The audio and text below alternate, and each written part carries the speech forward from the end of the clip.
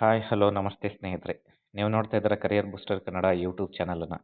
ಸ್ನೇಹಿತರೆ, ಯಾರೆಲ್ಲ ಮೊದಲೇ ಬಾರಿಗೆ ನಮ್ಮ ಚಾನಲ್ಗೆ ತಾವು ಭೇಟಿ ಕೊಟ್ಟಿದ್ದೀರಾ ದಯಮಾಡಿ ಸಬ್ಸ್ಕ್ರೈಬ್ ಆಗೋದನ್ನು ಮರಿಬೇಡಿ ಸ್ನೇಹಿತರೆ. ಹಾಗೆಯೇ ತಮಗೆ ವಿಡಿಯೋ ಇಷ್ಟ ಆಗಿದ್ದರೆ ಲೈಕ್ ಮಾಡಿ, ಶೇರ್ ಮಾಡಿ, ಕಮೆಂಟ್ ಮಾಡೋದನ್ನು ಸಹ ಮರಿಬೇಡಿ. ಸ್ನೇಹಿತರೆ, ನೇಮಕಾತಿ ಸಿಹಿ ಸುದ್ದಿ ಅಂಥೇಳಿ ಒಂದು ನಾವು ಥಂಬ್ನೇಲನ್ನು ಹಾಕಿದ್ದೀವಿ.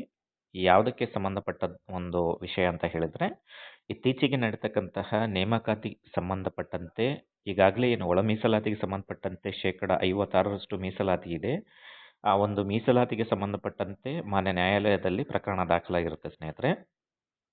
ಯಾವುದೇ ನೇಮಕಾತಿಗಳನ್ನು ಮಾಡಬಾರ್ದು ಅಂತ ಹೇಳಿ ಈ ಹಿಂದಿನ ಒಂದು ಹಿಯರಿಂಗಲ್ಲಿ ಒಂದು ಡೈರೆಕ್ಷನ್ನ ಕೊಡಲಾಗಿತ್ತು. ಅದಕ್ಕೆ ಸಂಬಂಧಪಟ್ಟಂತಹ ಅಧಿಕೃತ ಒಂದು ಮಾಹಿತಿ, ಅದರ ಜೊತೆಗೆ ಮಾನ್ಯ ರಾಜ್ಯ ಸರ್ಕಾರದ ಒಂದು ಬೆಳಗಾವಿ ಅಧಿವೇಶನದಲ್ಲಿ ನಡೆದಂತಹ ಚರ್ಚೆಯಲ್ಲಿ ಪ್ರಕಟವಾದಂತಹ ಒಂದು ಅಧಿಕೃತವಾದ ಒಂದು ಸಿಹಿ ಸುದ್ದಿ ಅಂತಲೇ ಹೇಳ್ಬೋದು ಸ್ನೇಹಿತರೆ. ಅದು ವಿಶೇಷವಾಗಿ ಕಲ್ಯಾಣ ಕರ್ನಾಟಕದ ಅಭ್ಯರ್ಥಿಗಳ ಹಿತದೃಷ್ಟಿಯಿಂದ ನೇಮಕಾತಿ ಚಾಲನೆಗೆ ನಿರ್ಧಾರವನ್ನು ಮಾಡಿರ್ತಕ್ಕಂಥದ್ದು. ಹಾಗೆಯೇ ಒಳ ಮೀಸಲಾತಿಯ ತಡೆಗೆ ಸಂಬಂಧಪಟ್ಟಂತೆ ಮಾನ್ಯ ನ್ಯಾಯಾಲಯಕ್ಕೆ ರಾಜ್ಯ ಸರ್ಕಾರವು ಒಂದು ಇಂಟರ್ಲೋಕ್ಯೂಟರಿ ಅಪ್ಲಿಕೇಶನನ್ನು ಸಲ್ಲಿಸಿದೆ. ಅದಕ್ಕೆ ಸಂಬಂಧಪಟ್ಟಂತಹ ಸಂಪೂರ್ಣ ವಿವರವನ್ನು ಇಲ್ಲಿ ನೋಡ್ತಾ ಹೋಗೋಣ.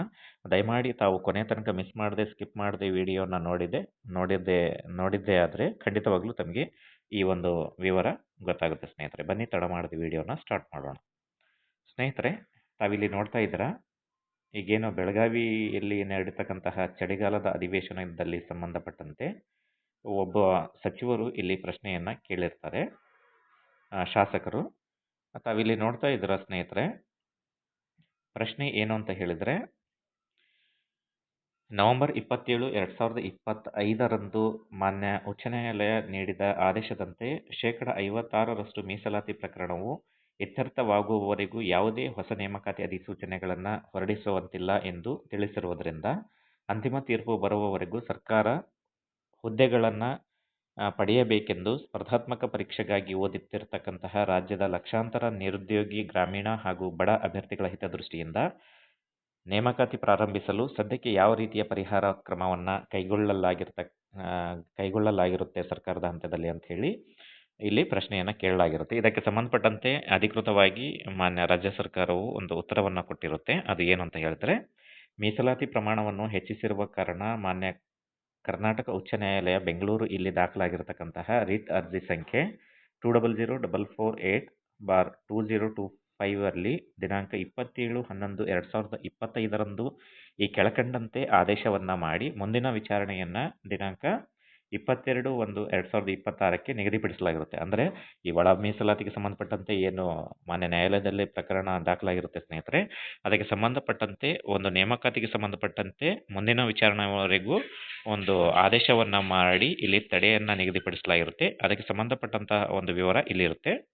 ಆದೇಶದಲ್ಲಿ ಏನಿದೆ ಅಂತ ಹೇಳಿ ನೋಡೋದಾದರೆ, we consider it opposite to modify our order dated 19/11/2025 to direct that no further notifications for recruitment or appointment on the basis of increased reservation would be issued till the disposal of the present petitions. The recruitment pursuant to the process that is already begun may be continued. However, any appointment made shall be subject to the final outcome of present petitions. We also clarify that the present order is confined to only modifying the order dated on 19/11/2025 and would not affect the operation of any other specific interim order a final order granted by the court of the tribunal ಅಂತ ಹೇಳಿ. ಅಂದರೆ ಈ ಮೀಸಲಾತಿಯಲ್ಲಿ ಹೆಚ್ಚಾಗಿರ್ತಕ್ಕಂತಹ ಒಂದು 56% ಒಂದು ಮೀಸಲಾತಿ ಏನು ಹೆಚ್ಚಳವಾಗಿರುತ್ತೆ, ಅದಕ್ಕೆ ಸಂಬಂಧಪಟ್ಟಂತೆ ಒಂದು ತಾತ್ಕಾಲಿಕ ತಡೆಯನ್ನು ನೀಡಿ ನೇಮಕಾತಿಗೆ ಸಂಬಂಧಪಟ್ಟಂತೆ, ಆದರೆ ನೇಮಕಾತಿ ಪ್ರಕ್ರಿಯೆಗೆ ಸಂಬಂಧಪಟ್ಟಂತೆ ಯಾವುದೇ ತಡೆ ನೀಡಿರುವುದಿಲ್ಲ. ಹಾಗಾಗಿ ನೇಮಕಾತಿಗೆ ಸಂಬಂಧಪಟ್ಟಂತಹ ಒಂದು ಸ್ಪಷ್ಟ ಒಂದು ನಿಲುವನ್ನು ಇಲ್ಲಿ ಮಾನ್ಯ ಹೈಕೋರ್ಟ್ ಅಭಿಪ್ರಾಯಪಟ್ಟಿರುತ್ತೆ. ಹಾಗೆಯೇ ಸದರಿ ಆದೇಶದಂತೆ ದಿನಾಂಕ 27/11/2025 ಮುಂಚೆ ನೇಮಕಾತಿಗಾಗಿ ಹೊರಡಿಸಲಾಗಿರತಕ್ಕಂಥ ಅಧಿಸೂಚನೆಗಳಂತೆ ನೇಮಕಾತಿ ಪ್ರಕ್ರಿಯೆ ಮುಂದುವರಿಯುತ್ತದೆ.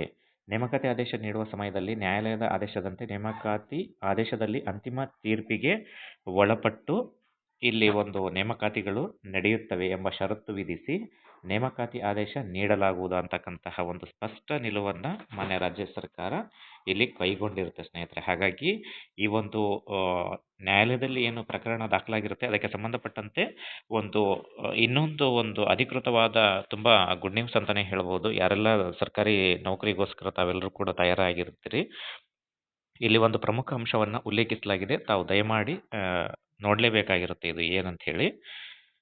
ಇಲ್ಲಿ ಕೊಟ್ಟಿರ್ತಾರೆ, ಮಾನ್ಯ ಉಚ್ಚ ನ್ಯಾಯಾಲಯ ಹೊಸದಾಗಿ ನೇಮಕಾತಿ ಅಧಿಸೂಚನೆ ಹೊರಡಿಸಬಾರದು ಎಂದು ಆದೇಶ ಮಾಡಿರುತ್ತದೆ. ಈ ಬಗ್ಗೆ ಈಗಾಗಲೇ ದಿನಾಂಕ 11/12/2025 ಮಾನ್ಯ ಉಚ್ಚ ನ್ಯಾಯಾಲಯದಲ್ಲಿ ಸರ್ಕಾರದ ವಿವಿಧ ಇಲಾಖೆಗಳಲ್ಲಿ ಮತ್ತು 371J ಅಂದರೆ ಕಲ್ಯಾಣ ಕರ್ನಾಟಕದಲ್ಲಿ ಪ್ರಕಾರ ಕಲ್ಯಾಣ ಕರ್ನಾಟಕದಲ್ಲಿ ಮತ್ತು ಬ್ಯಾಕ್ಲಾಗ್ಗಳಲ್ಲಿ ಖಾಲಿ ಇರತಕ್ಕಂತಹ ಹುದ್ದೆಗಳನ್ನು ಆಡಳಿತಾತ್ಮಕ ಹಿತದೃಷ್ಟಿಯಿಂದ ಭರ್ತಿ ಮಾಡಲು ಮೇಲ್ಕಂಡ ಆದೇಶವನ್ನು ಮಾರ್ಪಡಿಸಿ, ಅಂದರೆ ತಾವಿಲ್ಲಿ ನೋಡ್ತಾ ಇರ್ಬೋದು, ಅಬ್ಸರ್ವ್ ಮಾಡಬೇಕು ಸ್ನೇಹಿತರೆ.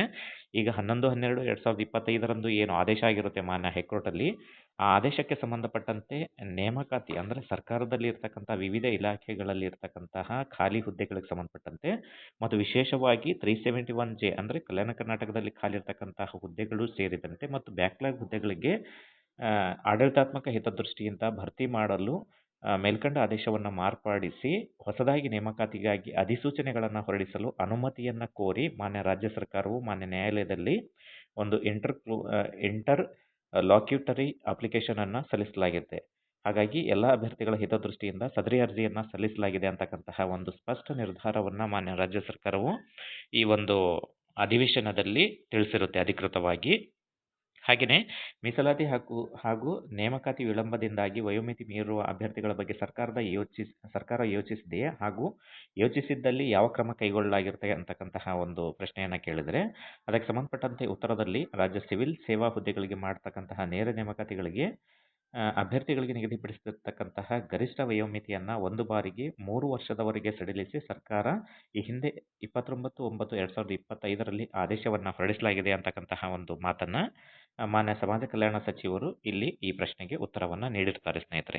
ನೋಡಿದ್ರಲ್ಲ, ಹಾಗಾಗಿ ಇದು ಯಾರೆಲ್ಲ ತಾವು ಸರ್ಕಾರಿ ನೌಕರಿಗೋಸ್ಕರ ತಾವು ತಯಾರಿಯನ್ನು ನಡೆಸ್ತಾ ಇದ್ದೀರಿ, ರಾಜ್ಯ ಸರ್ಕಾರವು ತಮ್ಮ ಪರವಾಗಿ ಅಂದರೆ ಯಾರೆಲ್ಲ ಅಭ್ಯರ್ಥಿಗಳು ಇದರ ಆಕಾಂಕ್ಷಿಗಳು ಸರ್ಕಾರಿ ಹುದ್ದೆಗೆ ಸಂಬಂಧಪಟ್ಟಂತೆ ಅವರೆಲ್ಲರ ಪರವಾಗಿ ಮಾನ್ಯ ನ್ಯಾಯಾಲಯದಲ್ಲಿ ಈಗ ಆಗಿರ್ತಕ್ಕಂಥ 11/12/2025 ಆದೇಶವನ್ನು ಪರಿಷ್ಕರಿಸಿ ಮತ್ತು ಮಾರ್ಪಡಿಸಿ ಹೊಸದಾಗಿ ನೇಮಕಾತಿ ಅಧಿಸೂಚನೆಗಳನ್ನು ಹೊರಡಿಸಲು ಅನುಮತಿಯನ್ನು ಕೊಡಬೇಕು ಅಂತ ಹೇಳಿ ಒಂದು ರಾಜ್ಯ ಸರ್ಕಾರ ರಿಕ್ವೆಸ್ಟ್ ಮಾಡಿದೆ. ಅದು ಕೂಡ ಇಂಟರ್ ಲಾಕ್ಯುಟರಿ ಅಪ್ಲಿಕೇಶನ್ ಅನ್ನು ಸಲ್ಲಿಸಿದೆ. ಹಾಗಾಗಿ ಎಲ್ಲ ಅಭ್ಯರ್ಥಿಗಳ ಹಿತದೃಷ್ಟಿಯನ್ನು ಇಟ್ಕೊಂಡು ರಾಜ್ಯ ಸರ್ಕಾರ ಸಲ್ಲಿಸಿರ್ತಕ್ಕಂತಹ ಈ ಅರ್ಜಿ ನಿಜಕ್ಕೂ ಕೂಡ ಮಾನ್ಯವಾಗುವ ಎಲ್ಲ ಸಾಧ್ಯತೆ ಇದೆ. ಹಾಗಾಗಿ ಯಾರೆಲ್ಲ ಒಂದು ನೇಮಕಾತಿಗಳಿಗೆ ಸಿದ್ಧತೆಯನ್ನು ಪ್ರಾರಂಭಿಸಿದ್ದೀರಿ, ತಾವು ನಿಶ್ಚಿಂತರಾಗಿ ತಮ್ಮ ಒಂದು ತಯಾರಿಯನ್ನು ಸುಗಮವಾಗಿ ನಡೆಸಿಬಿಟ್ಟು ಈ ಒಂದು ಸರ್ಕಾರಿ ಹುದ್ದೆಯನ್ನು ಪಡೆಯೋದ್ರ ಕಡೆ ಗಮನ ಹರಿಸಬೇಕು ಅಂತ ಹೇಳಿ ಈ ವಿಡಿಯೋ ಮೂಲಕ ನಾವು ಹೇಳ್ತಾ ಇದ್ದೀವಿ ಸ್ನೇಹಿತರೆ.